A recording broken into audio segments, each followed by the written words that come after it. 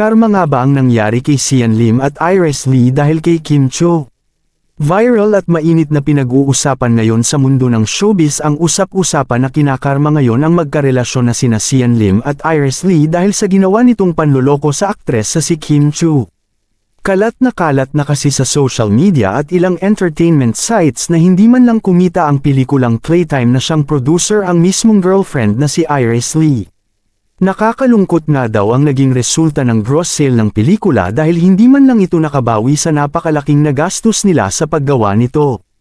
Ayon sa aktres na si Cindy Miranda na siyang bida sa bagong pelikula na producer sina Sian Lim at Iris Lee ay katulad ng ibang magkarelasyon ay hindi din nagkakasundo sina Sian Lim at Iris Lee. Sa mga hindi nakakaalam ay magkatulong sina Sian Lim at Iris Lee sa pagbuo ng bagong horror film ng Viva Films na pinagbibidahan ni Cindy Miranda. Si Zina Lim din ang naging direktor ng pelikula na ito. Samantala, may ilang netizens na nagpahayag ng suporta kay Kim Cho at sinabing karma ang nangyayari na ito sa career niya dahil sa ginawa sa kanya.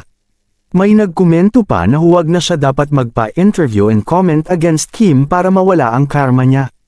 Ganun lang. Ang sabi pa ng isa ay sa akin wag nang panoorin lahat ng movie projects niya unless humingi siya ng tawad kay Kim in public kung ano-ano ang mga masasamang salita ang mga sinabi niya sa mga pa-interview niya.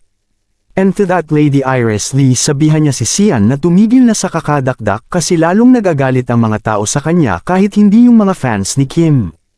Ito ang ilang sentimento ng mga netizens kaugnay sa mga nangyayari ngayon sa buhay ni Sian Lim, Iris Lee at Kim Cho. Sana nga daw ay tumahimik na si Sian Lim at wag nang magpa-interview ng tungkol sa ex-girlfriend niya na si Kim Cho at mag-move on na lang sa bagong chapter ng kanyang buhay. Anong masasabi ninyo sa balitang ito? Comment down below. Maraming salamat sa panunood.